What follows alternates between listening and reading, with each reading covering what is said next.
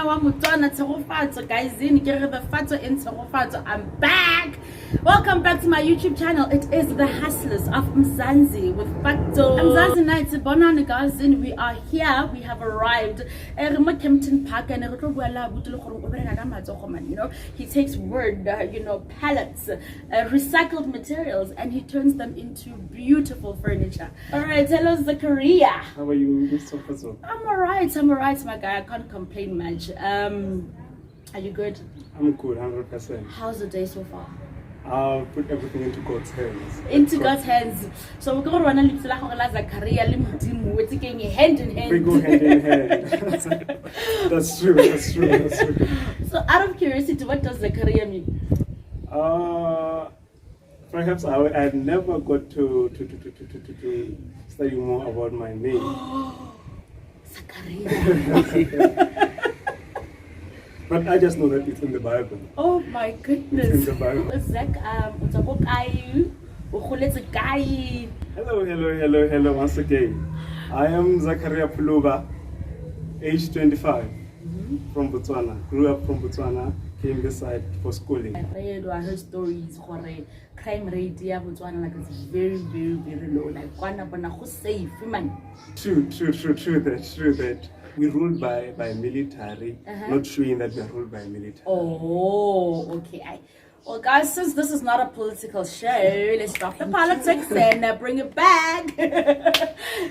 So, Zach, how did you start this business? How did it come about? Every student was getting a job. I couldn't get a job due to my permit. They were saying, a student, we cannot do a student work permit for you. We have to wait for the student permit to expire. So it made me frustrated. So one of the good days when I was sitting on my bed in my student accommodation, then I was like, actually, I'm good with working with the hands. Why don't I try something new? But what people were bringing onto the table is just cheaper. Then I was like, no, let me do a style of pellet wood. You said most of the guys that they were using which material? Cheap wood. Cheap wood. Like they call it chipboard. Like whereby it's filings of wood packed together, then they put glue on top of it. Oh, okay, all right, okay. So you decided to go into pallets. Yeah. So then with that, I fell more in love working with wood because I know the behavior of wood. When did you start your business? In 2018, which I was starting in the house. Oh. First started in the house. Then I became big, coming to have a workshop 2020. Yeah. And that's when Corona got in now. And how has Corona impacted you and your business? That one I wouldn't talk. It just drained me out. Because imagine you're paying for something a workshop that you're not even using for that time. Yes. At the same time, you need to survive also yourself again. And it was a bit tough. But is it a bit better now? Slowly, yeah, we're getting there. We're recovering. It's just that people are recovering from January, schools, kids, expense and stuff like that. But probably March, it will be better. Zach, you started your business in 2018. How has the support been? Mostly I was getting the support from my mom and friends.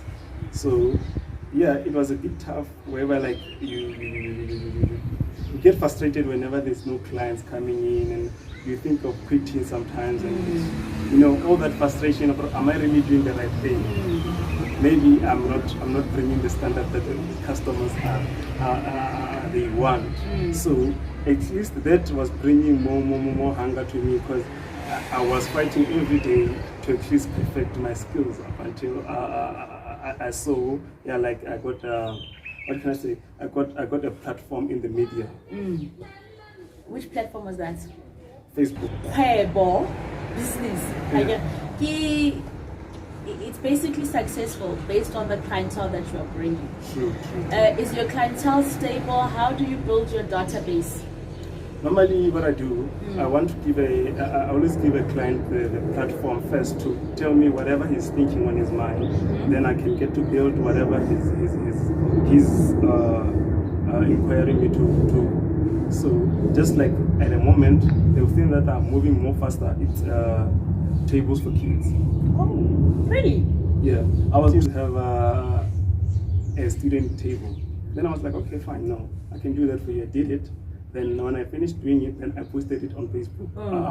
From there, that's when I started getting more clients again. Like, please, I need this, I need this, I need this. So basically today, what we're just working on the student tables. Mzanzi Nights, for the records, if you have seen our at-home studio, Khonale wine stand that's there, it was done by Zachariah.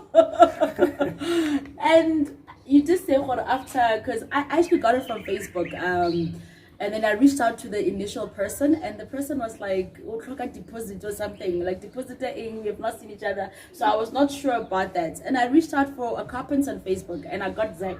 I sent him the picture. I'm like, "Hey, Zach, can you do this?" He's like, "Ah, no problem." And I wanna voila, do that.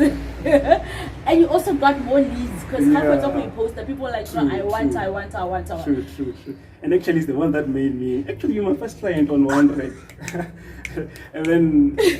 After her, then that's when I got more clients of Wine Rec up until COVID-19 hit in. Then that's when I was struggling a bit. Then from there, I started making the chairs that I'm currently doing now. Because people were now doing homeschooling and now, This business that you're in, it requires a lot of creativity. It requires you to always be in tune with what's the latest, what's the trend. How do you keep up to date? Instead of you waiting for your customers to come and say, "This is what I want," then you're like, "Oh, that's the trend." Honestly, to tell the truth, I never sleep. I always try by all means to Google and search what's on the move.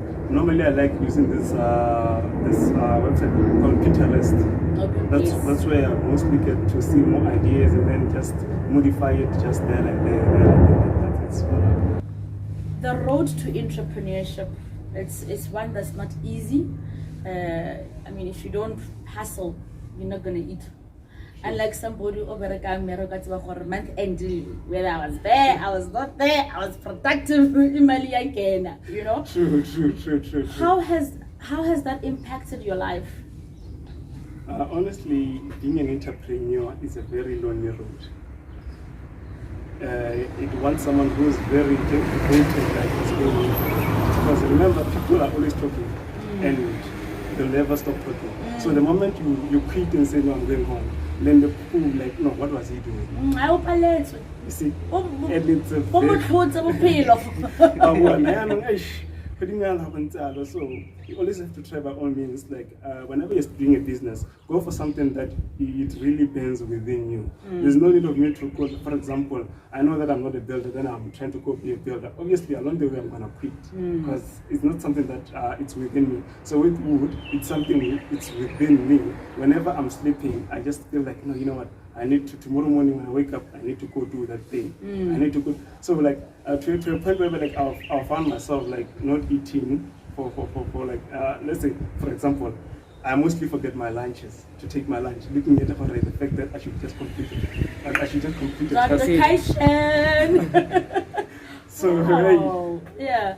It really wants someone who's very devoted. So you need to do what you love and love what you do. True. In order for you to be a successful entrepreneur. True. Otherwise, you will fall away somewhere on the road. You won't make it.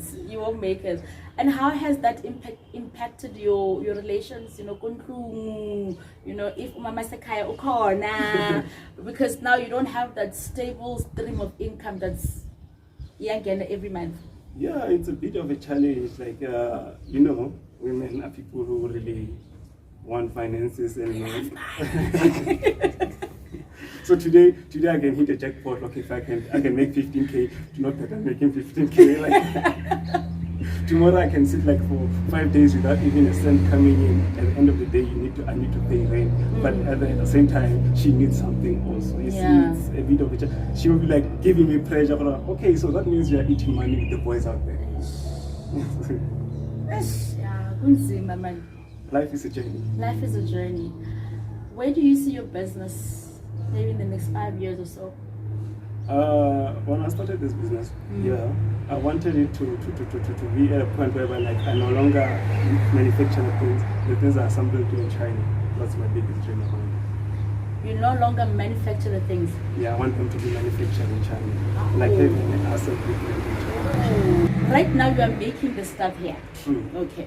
So now you want the stuff to be manufactured from China. True. I guess. Why? When it comes to China, China has so many machineries that they can make a product, like 30 products within 30 minutes. Okay. Which is, here in Africa, we don't really have that much. But then why can't you source that machinery, bring it here?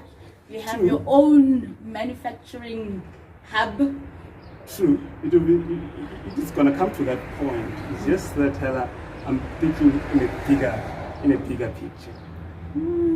And is it big? What's up, Okay.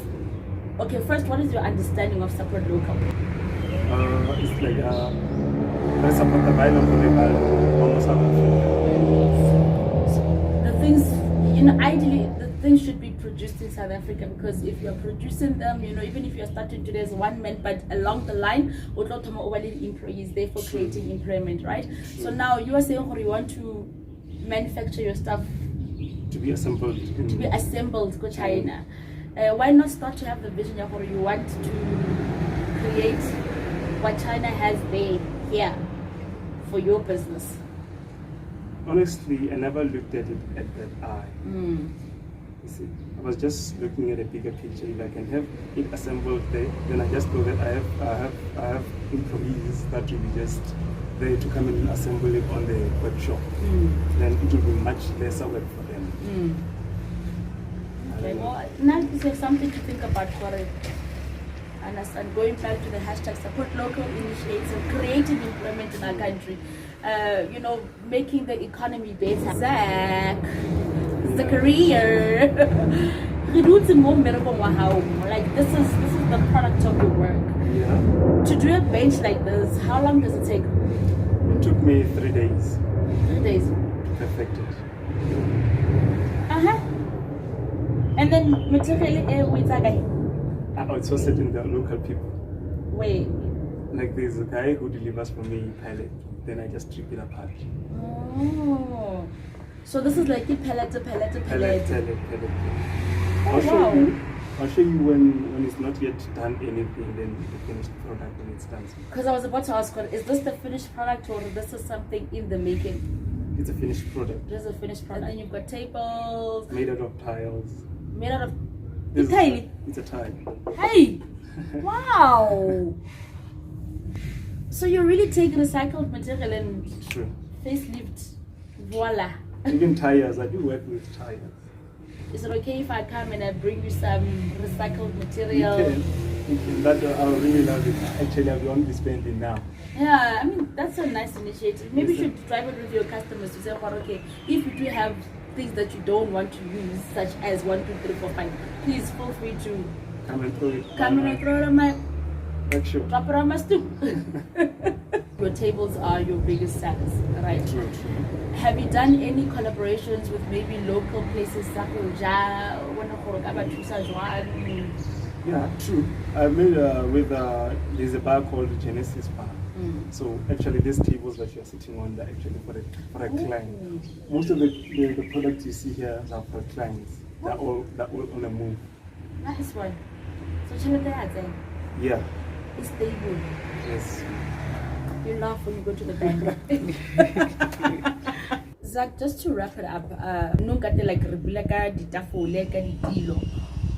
can you just give me a list of the products that you are doing? I renovate houses and shops. Not basically that I deal only with pallet wood.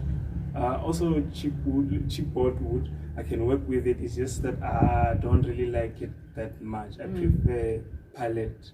Because pallet is unique because it's 100% wood. Whereas cheap board, it's the user filings from the wood after cutting. They just compact it and add wood, add glue to it, then laminate it whatever with the color they want.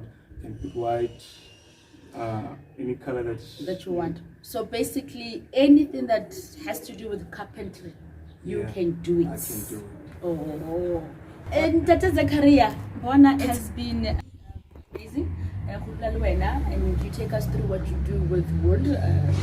And I really wish you all the best with your endeavors. And it's very encouraging to see what your business is picking up. People are coming out, you know. Guys, please do not stop. Keep coming, keep coming. All right, and yeah, Kaleboch. Thank you so much. Mzanzi nights, that is all we have for you guys today. Nikiri Zachariah, you know, all the way from Bat.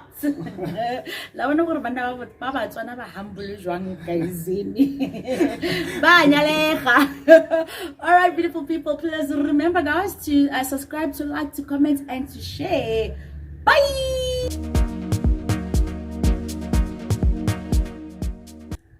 Hey, once again, South Africa kopa support alona. Yeah.